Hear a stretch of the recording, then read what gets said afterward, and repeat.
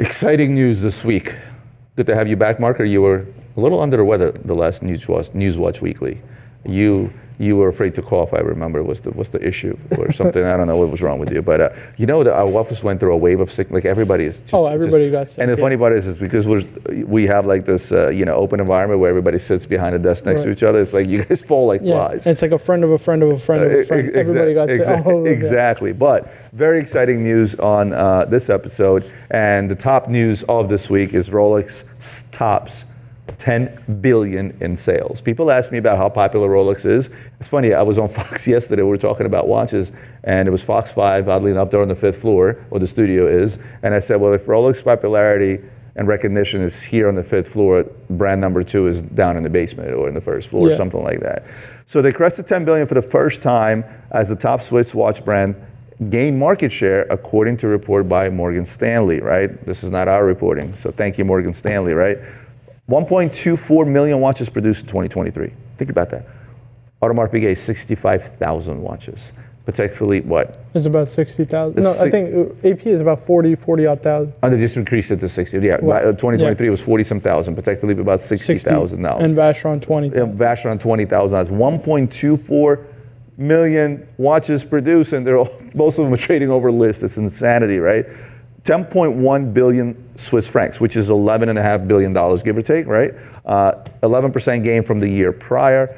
And oddly enough, it's interesting that how strong Rolex is, because if you think about 2022, a year as a whole, was a very strong year, right? Where 2023, half a year was strong because that's when it peaked, and then the second half was terrible. Right. Where most companies went down in sales, they gained 11% in that half years, I'd like to call it, right? Now, unprecedented. That's what every article out there is saying. It's unprecedented. This is an absolute insanity, right? You're talking about they grew their market share by 30%, right? Yeah, something like that. We're talking about Rolex's annual sales revenue is the equivalent to the next 4 brands combined. It's insanity. So that's unheard of in the luxury space. Let's put it in perspective. So Louis Vuitton, who is the leader in luxury handbag market today, right? They hold 19% market share. They hold 30%. It's a third. It's literally a third. And you know what? The numbers speak for themselves. So here's the Rolex's 10.1. Take the next 3. Take the next 4. Right. They're 100 million shy of the following 4. And that's Cartier, Omega, Audemars Piguet, and Patek Philippe put together. If you put all of these together, including Richard Mille, including Longines, including Vacheron, they're only about 200 million shy. No, they're about like 3 billion shy. Which is 20%, right? I mean, I know it's still a lot of money today. It's crazy to think about. I mean, Rolex, it's the biggest powerhouse in the world. The fact that they are able to, again, trade or sell watches at the same rate as the next 4 combined is nothing short of a testament to how strong the brand is and how good their sales are. I mean, you know what? I don't know how they do it, but they do it, and you know what? They're the best in the industry. People have asked me numerous questions about Rolex, right? And we say Patek Philippe is the Rolls Royce of all watches kind of thing, but Rolex is king. There's a reason why there's a crown in their logo. The logo is the crown, right? And every authorized dealers will literally polish that crown every single day in their boutiques. It's actually a thing. They physically polish the crown every single day. That's a Rolex thing. They want them to polish the crown. Okay. You don't see a whole lot of people polishing a Longines crown or whatever the logo may be, right? The Patek Philippe cross? No, not the Calatrava cross, but the Rolex crown gets polished every single day in every single Rolex dealer and boutique. It's actually a thing, and rightfully so, because think about the power it gives you. When you're selling such a strong brand, take Rolex off the table, the numbers match, right? The whole 30% of the market share. What was Rolex percentage-wise sales last year for us? 32%. 32%. And it resonates in every single market. Yeah, I mean, the consumer confidence in the brand is the best. I would say also, they may not make the most prestigious watches, but I would say for the price, it's inarguable they're the best built watches from a standpoint of serviceability, from a standpoint of reliability, right? The service intervals that they have, timekeeping accuracy, they're unparalleled, basically up there with some of the best timekeepers in the industry, and they do that for an extended period of time. It's not a watch that, it's crazy accurate for a year, 2 years, and then you have to send it off to service, right? It's just crazy what they're able to My achieve. thing about Rolex, whenever I bring up the topic of Rolex, is I say it's the most recognizable. It's a first money watch. It's also something that I always say, you can take a Rolex, a sports model Rolex, throw it against the wall, and it keeps on ticking. It's just reliable. That case is bulletproof. right? Go swim with it, go horseback riding, go do whatever the hell you want with it. That thing is going to keep on ticking. Now, granted, they're not complicated. There's no high horology within Rolex. Well, Skydweller, annual calendar, but even still, right? But for the most part, you have your chronographs and you have your plain Jane watches that show you the time, the date, right? Or just the time. And they're virtually indestructible. I've seen things happen to Rolex that you would think, oh my God, this watch is about to shatter into pieces. I beat the crap out of some of the Rolexes I've worn on my own, and they keep on ticking. And not to mention, you see in so many companies rates of failures for products. Like for example, Rivian with their electric trucks, for example, or even Tesla had problems with their cars. Rolex makes 1.24 million watches a year, and you almost never hear of problems with their watch. To have such low rates of failure, such high reliability for such tiny components, it just speaks to their manufacturing. The manufacturing is just insane. Their marketing is second to none. I mean, my favorite sport, Formula One, it's like, you have the sponsors on the cars and stuff, and then Rolex for the whole damn thing, right? Like, the damn clock when it strikes the time for the lights to go up, it's Rolex, it's in your face, tennis, and among other things. But look, it's just absolutely bonkers, but yet not surprised. No, me neither. And this is based on personal experience of what we do here. By the way, this graph is from Bloomberg, I believe. So I think the biggest surprise for me is how strong Cartier has gotten over the last couple of years. A huge resurgence in the Cartier brand, which was, I would say Cartier for, if you're looking at 2010s even before that, was not strong at all. It was not a strong brand, not at all. It was not even competing. And then, of course, how can you not mention Richard Mille brand that's 20 years old, competing with brands that have hundreds of years of history? To have them on the list is nothing short of two above the longest running watch manufacturer in the world, Vacheron. And even Longines, which has been around for that hundreds matter. Of years. Yeah. It's crazy. It's absolutely crazy. And Richard Mille is right under Patek Philippe. Yep. Right under. Right. And then again, mind you, these are numbers. These are primary market numbers. Mm-hmm. This is not secondary. Yeah, this is not secondary. If I added a graph of this for secondary market, I don't know what this would look like. I think it would probably go Rolex 1, Patek Philippe would be probably 2, AP or RM. I don't know. I'm moving Richard Mille up a few notches, and the reason for that is because think about the resale numbers, pricing, right? So pricing. pricing. So these numbers are including these watches sold at list. So when a Baba Watson sells for $110,000, but I think you don't see the volume of sale as much as you see it with Patek Philippe. Absolutely. That's the difference, right? So the volume would be higher. But then when you have models trading at 4, 5, 6x, think about what the secondary number. The secondary number would be a lot bigger than the primary. I'll tell you that much. Yeah. But anyway, amazing news for Rolex. My hat off to them. They were the king. They are the king. They will be the king. I don't see them getting dethroned anytime soon. Certainly, the next closest thing, Cartier, it's got a long ways to go. Yeah. It's like Max Verstappen versus Lewis Hamilton in terms of number of championships. Anyway, Arnold Son. I got very excited about Arnold Son, not the last watch time me and you visited, but the one before, where he showed us, it was the Moon watch, it was a specific name for it. That was it's I forget the name, but it was Moon or something. The one that lights up, that's, what's it called? That's luminescent. The luminescent moon that they made, that was probably the most exciting piece I saw. Now they redesigned their Ultrathin Tourbillon. Okay, it's one of the thinnest winding flying tourbillons in the market today with a thickness of 8.34 millimeter overall, including the case. First of all, improved power reserve here, 100 hours. Not a small feat. Very impressive. And these are the little things that I oftentimes ask people to pay attention to when 8.34 millimeters is pretty thin, right? Mm-hmm. Yes, it's not the plate from Richard Mille. Yes, it's not the Octafinissimo. I get it, but that's still a pretty big achievement. Plus the 100-hour power reserve. Yeah. That's a lot. Yeah, no doubt about it. And aesthetically, it's just a good-looking watch. I think the skeleton they achieve, and also the balance, the symmetry of it. This is just a good-looking skeleton watch, and the three-dimensionality of it. You see the way that that tourbillon is a flying tourbillon. Just it looks. It feels like awesome. It also gives you a feeling of a crater that sucks you in, and then it pops back up with the tourbillon cage. Yep. I love the fact that they put the time at 12 o'clock as it's separate on dial. Hot take on this, and again, I'm sure that's an option, but I would switch straps. I would put the blue strap on the platinum one. You know what I mean?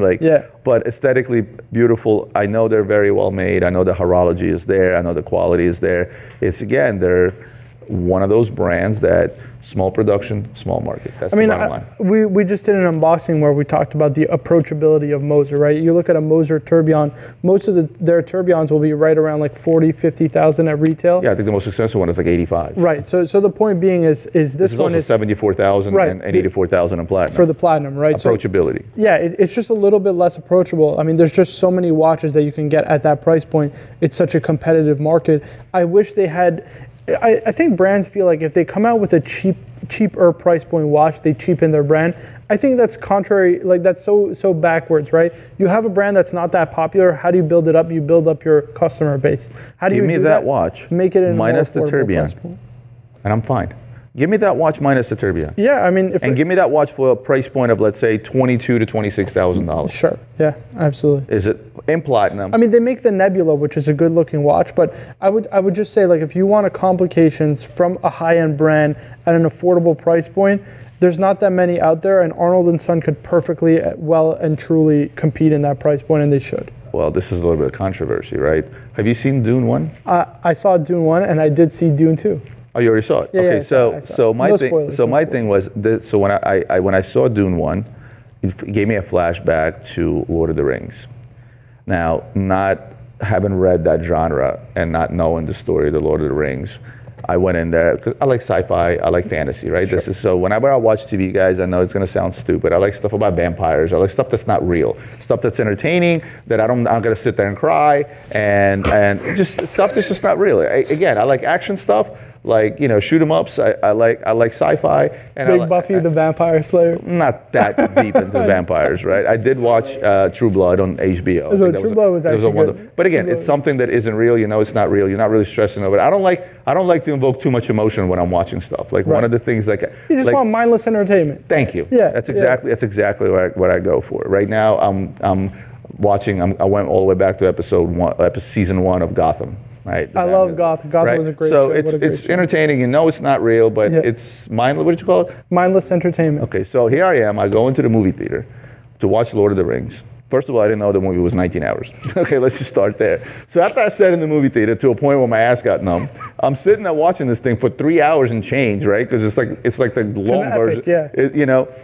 And at the end of the movie, things are getting excited. They had the audacity to put on the screen to be continued. I'm like, no, you just didn't. I just sat here for 3 hours and change, and it was the same thing with Dune. It was also a super long movie, Right. And the thing of it is that unlike the Lord of the Rings, it's like it wasn't such an exciting to be continued, right? Yeah. I'm gonna watch Dune too. I'm not going to the movie theater. I'll promise you that. I'm waiting for it to come out on Netflix or wherever it's gonna come out for. But that we're not here to talk about films. We're talking about Hamilton, right? Yeah. And they came out with a release, a new limited edition from Hamilton, and they were asked by the film director, Dennis, to come up with a watch for the sci-fi film. So the limited edition Hamilton Ventura XXL Bright Dune limited edition is said to be inspired by the film's prop watch, which seems oddly familiar in the shape and design too. We're not gonna say what, we're gonna put them on a screen side by side.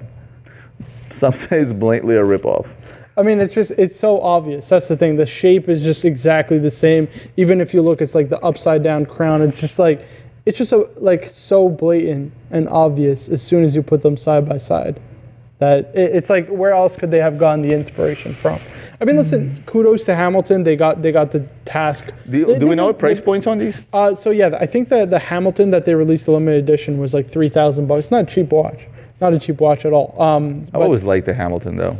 I like Ventura. Yeah. I used to own one of them. Men in Black, that whole thing. Elvis. Thank you. Yes, I do like that watch. This one, the funny part is that I see let's take it easy. I see the resemblance. Yeah, the resemblance. Sure. I see the resemblance, but I do like to watch. Yeah, I can't. You're not going to take that away from me. You know what would be cool to see if it's like that blue hand is like a jumping hours, and then it just like goes up and down. Where do you tell time on this thing? I'm still trying to figure that out. It's not really a watch. Let's be honest. It doesn't look like it at all. Where do you tell time?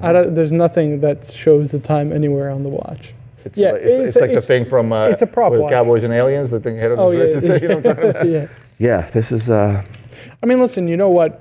Still trying to figure out how to tell time. It would have just been cool that Urwerk got their flowers, but it is what it is. What are you going to do? Hamilton got the contract.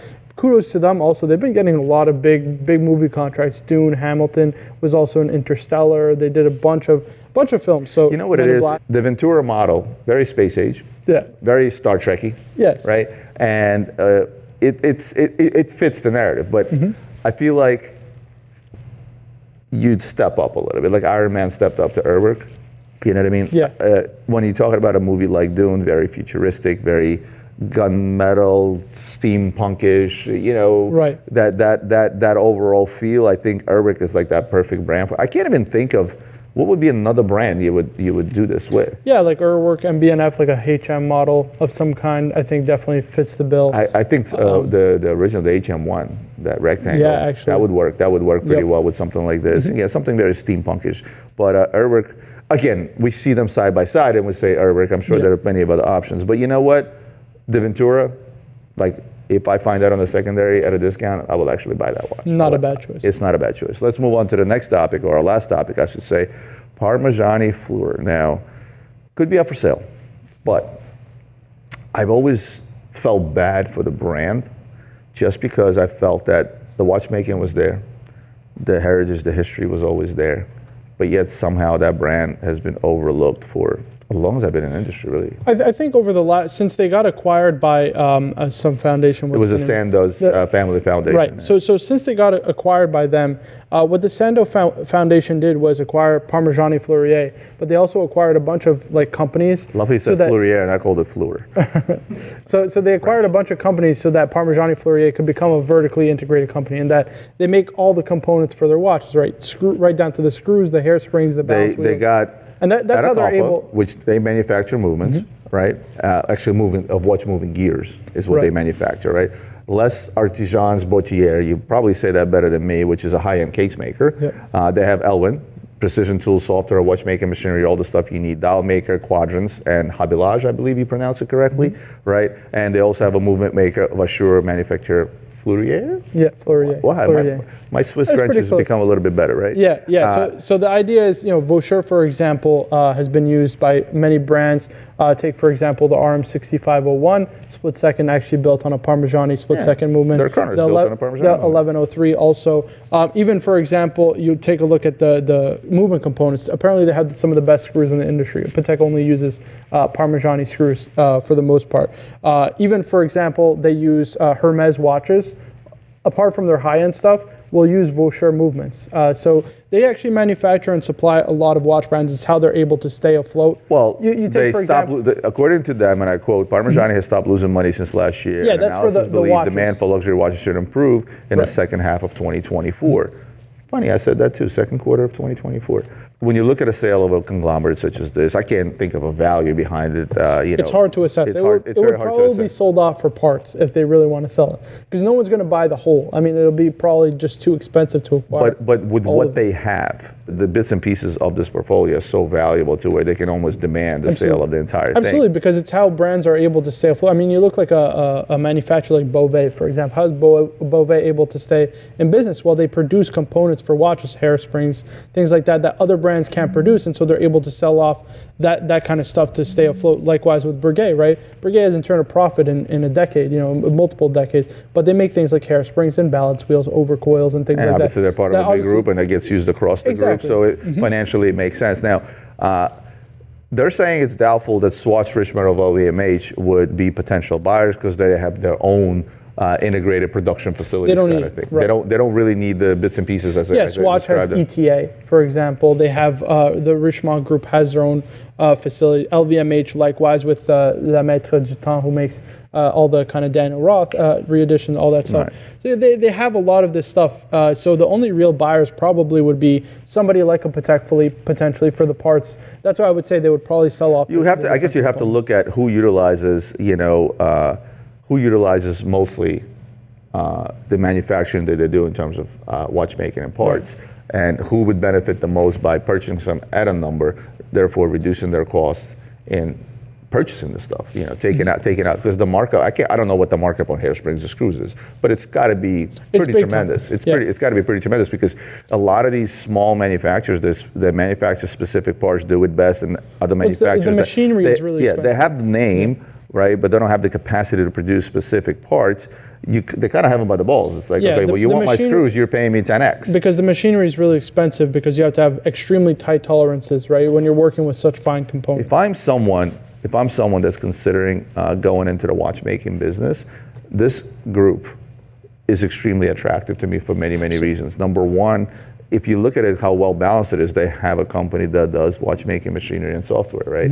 They have a company that does specific, very important components that many others cannot do. And you're also buying a name. Right. Parmigiani is an old name. It's been around forever. It's a good name. You know, again, it's not Rolex, it's not Cartier. I get it, but it's still a good name. A friend of mine lives in Switzerland. He says the guys who owns the manufacturers, like the ones who make the watches, they drive Mercedes and Porsches, and the ones who make the components drive the Ferraris and the Lambos. That's where the real money is. So again, they're saying it may be Chopard, it may be Patek Philippe, right? Because they're also shareholders in, I guess the Atacalpa and Elwyn are not entirely owned by Parmigiani. They're just shareholders. Well, Chopard is also in Fleurier, so there's part of the whole Fleurier. You know, it's like a Patek Philippe uses them, so both of them would make sense for sure. They're saying Hermes, Audemars Piguet, and even Breitling. Breitling, I don't see. Hermes possibly because again they use a lot of their components, but Hermes has never been a big player in the watch industry. I wouldn't see why would they acquire a brand and its portfolio. Maybe to follow in footsteps of Louis Vuitton to get into high horology. It's just not their space. Like you don't see them making a push. They don't need to be. They don't need to be into this. Doesn't make the sense. markup. You ever walk into Hermes and see how much like one of their sweaters costs? It's crazy. They don't need this. They really don't. It's a bigger headache for them than anything else. You know, they always say you want to sell your company. You know, you don't want to sell it on the way down because nobody wants to catch a falling knife, right? And seemingly, is it one of those things that like finally, whatever this foundation, the Sandoz family foundations, they bought them. Maybe they were making money, maybe they were losing money, but now they're saying they stopped losing money. They just want to maybe get their money out because this sounds like those guys don't believe in what's happening in the watch market. It makes no sense because it's kind of contradicting, right? When they're saying that, you know, demand for luxury watches and put in 2024, you would think it would make all the sense in the world to hold on to this and wait for the next wave. Yeah, especially because the machining and the tools to make fine watchmaking components is becoming smaller and smaller and smaller. There's less and less people that are able to make those and have the expertise to make that. So it's weird. It's a awkward timing. Doesn't really timing is a little bit off. Yeah, but I mean, listen, it is what it is. It could be motivated by so many things. Guys, we can speculate all you want. You guys can let us know in the comments because again, you know, we read you the news, but then we give you an opinion. We may be wrong, we may be right, but that's what it's about. We base it on our experience in the industry, on the knowledge and the stuff that we read out there on what's happening. But certainly this one is up for discussion. So I would love to get your thoughts on what you think of this sale or possible sale. And maybe call out who you think is actually going to buy them if they were to buy them. It would be interesting to see. You know what I'm so excited for? We're like 1 month away from like all the wave of heavier releases from watch brands. Well, those Watch News Weeklies are going to be... Yeah, going to be... If you guys are... Look how excited he gets. He's like the kid in the candy store. If you guys like the 30-minute videos, get ready for the 51s because, I think when the releases come out, you know, we're just going to go live for a few hours. I feel like that's the case. Again, the biggest news, obviously, are the Rolex numbers. I mean, that's huge. And think about the marketing value behind those news, right? Because everybody ran with the story, you know? Right. It's amazing. I think the Parmigiani sale leaves you wondering as to what's going to be and whether or not they're going to sell them to whom. And like the Arnold Son, for sure, good looking watch, maybe come down to the $60,000, $65,000 entry. Even less. Maybe even less, around the $50,000 to $60,000 price range. But overall, interesting news this week, Marco. Thank you so much for joining, guys.